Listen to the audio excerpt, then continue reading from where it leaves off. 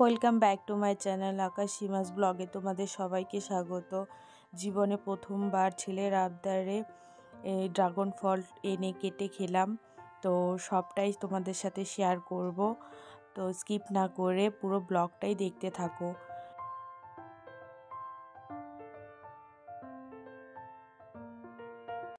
Good morning everyone, আশা করছি তোমরা সবাই ভালো আছো। তোমাদের আশীর্বাদে আমিও খুব ভালো আছি।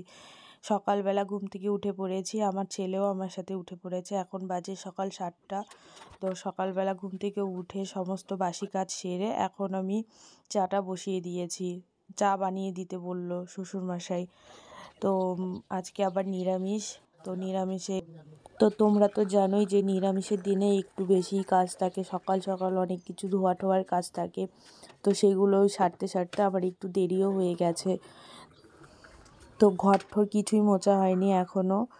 তো প্রথমে রান্নাঘরটা মুছে আমি আগে চাটা বানিয়ে দিলাম আমার শ্বশুরমশাইকে আর আমার বাবাকে। আমার বাবাও আসছিল তখন। তো আগে চাটা দিয়ে নিই, তারপরে আমি বাকি কাজগুলো করব। তো বিস্কুটটাও দিয়ে দিলাম। তো তারপরে খই রাঙানো ছিল আর মুড়ির মোয়া ছিল, সেটাও দিয়ে নিলাম, কিন্তু আমার শ্বশুরমশাই সেটা খেলো না। তো তার মাঝখানে আমি একটু প্রেসারে ভাত করে নিচ্ছিলাম, সব সবজি টবজি দিয়ে করে নিচ্ছিলাম, কারণ আবার খেতে খেতে অনেকটাই দুপুর হয়ে যাবে রান্না করতে করতে। তো আজকে নিরামিষ, তো স্নান দান করে বাকি রান্নাটা করব আমি। তো তার মাঝখানে আমি প্রেসারে ভাতটা করে নিয়েছিলাম, আর ধনিয়া পাতা ছিল ঘরে, তো ধনিয়া পাতার বাটা করে নিয়েছিলাম। তো তারপরে আমি বরমশাইকে বললাম যে তুমি পুজোটা দিয়ে নাও।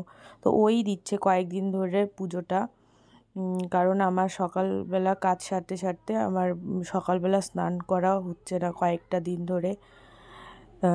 কারণ বাড়িতে শাশুড়ি মা নেই, শাশুড়ি মা গিয়েছে ছোটো ননদের বাড়িতে।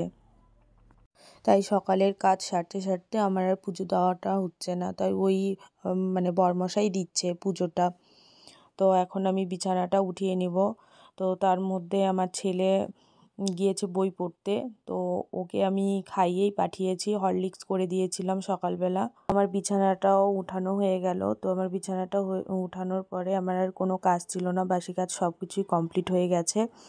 তো আমি এখন স্নান দান করে আসবো, স্নান দান করে এসে তারপরে আহ্নিকটা সেরে নেব, তারপরে আমি বাকি কাজগুলো করব। তো তোমরা বলতেই পারো যে আমরা কেন নিরামিষ খাই। তো আমরা অমাবস্যা পূর্ণিমাতে নিরামিষ খাই, তো আজকে ছিল পূর্ণিমা, তাই আমরা নিরামিষ খাই। তো আমার স্নান দান করে আমি আসলাম ঠাকুর ঘরে। তো ওর পুজো দেওয়া হয়নি তখনও। তো সব কিছু গুছাচ্ছিল, তো আমি একটু ভিডিও করছিলাম। তো বললাম যে তুমি একটু তাকাও, তো বলছিল যে না তাকাবো না, তুমি করো ভিডিও। তো ওর পুজো দেওয়া হয়ে গেছে, তো আমিও আহ্নিকটা করে নিলাম। তারপরে আমরা ব্রেকফাস্টটা করে নেব দুজনে। তো দুজনের জন্যই থালায় বেড়ে নিচ্ছি। তো তোমাদের তো বললামই যে সবজি ভাত করেছিলাম আর ধনিয়া পাতার বাটা করেছিলাম, তো খুব টেস্টি হয়েছিল। ফুলকপি, আলু, বেগুন সব কিছু দিয়েই করেছিলাম, আর তার সাথে দিয়েছিলাম মুগের ডাল, আজকে নিরামিষ বলে। তো সকালের খাওয়া দাওয়া কমপ্লিট করে দুপুরের রান্নাটাও বসিয়ে দিয়েছি আমি। তো এখন 12টা বেজে গেছে, তো তাড়াতাড়ি করতে হবে সব কিছু, কারণ আমার শ্বশুরমশাই দুপুর 2টোর মধ্যে চলে আসে খেতে। তো আজকে আর বেশি কিছু করব না নিরামিষের দিনে। তো আজকে ফুলকপি আলু দিয়ে একটা তরকারি করব, আর সরিষা পাতার ঝোল করব। সরিষা পাতাটা আমি তুলে নিয়ে আসি আমার বড় ননাসের বাড়ির থেকে। তো ওই বড় ননাসের বাড়ি আমাদের বাড়ি পাশাপাশি। তো ওরা 3 ভাই বোন, বলতে গেলে এটা ওর বড়দি হয়, আর ও মেজো, আর ওর ছোট বোন আছে। শাকের জলটা ফুটে গিয়েছে, এখন জলের মধ্যে আমি শাকগুলো দিয়ে দিলাম সেদ্ধ হওয়ার জন্য। আর এদিকে আমার ফুলকপি কষানো হয়ে গেছে, ফুলকপি আলু। তো জল দিয়ে আমি এখন ঢেকে দিব সেদ্ধ হওয়ার জন্য।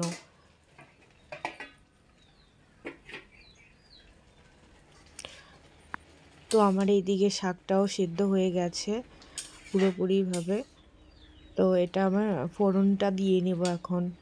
ফোড়নে দিয়েছি একটু একটু হলুদ আর কালো জিরে দিয়ে আমি ফোড়নটা দিয়ে নেব।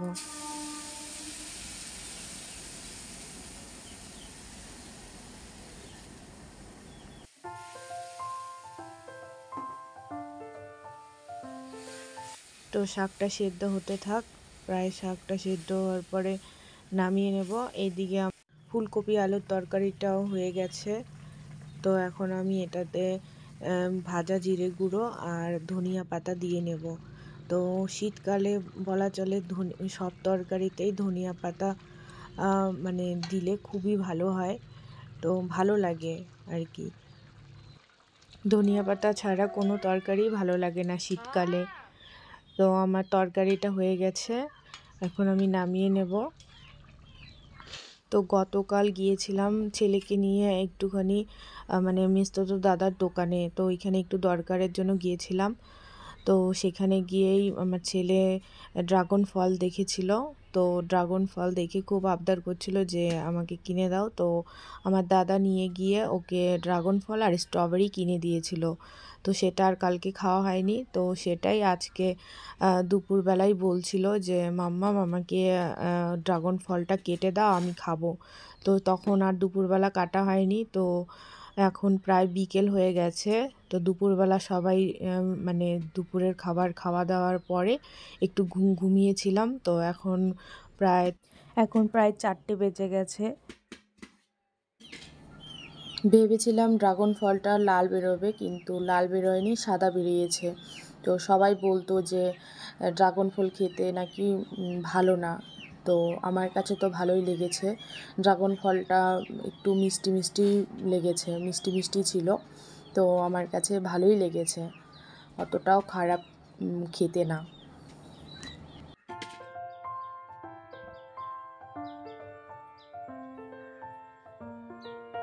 ড্রাগন ফল কাটতে খুবই ইজি। তো ফলটাও ভালো ছিল, খুবই ভালো ছিল। তো আমি এখন পিস পিস করে কেটে নেব।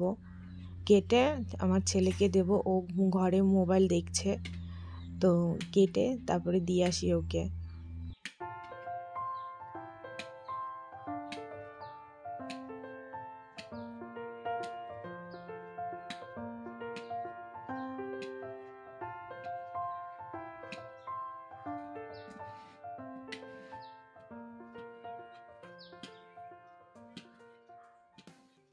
তো আমার কাটা কমপ্লিট হয়ে গেছে, আমি এখন আমার ছেলেকে দিয়ে আসবো।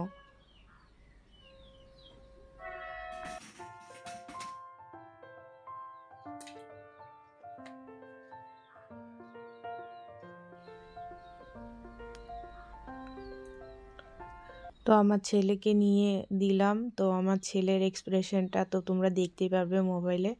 তো ও খেয়েও খুব ভালো বললো যে খুব ভালো টেস্টি মাম্মাম। তো আমার ভিডিওটা আজকে এতটুকুই। তোমাদের যদি ভালো লেগে থাকে তো একটা লাইক কমেন্ট শেয়ার করে দেবে। আশা করছি তোমাদের সবারই ভালো লাগবে আমার এই ব্লগটা। আর চ্যানেলটাকে সাবস্ক্রাইব করে দিও।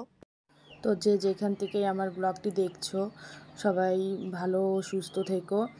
তো আজকের জন্য টাটা, বাই বাই। তো পরবর্তী ব্লগ দেখার জন্য আমার পাশে থেকো।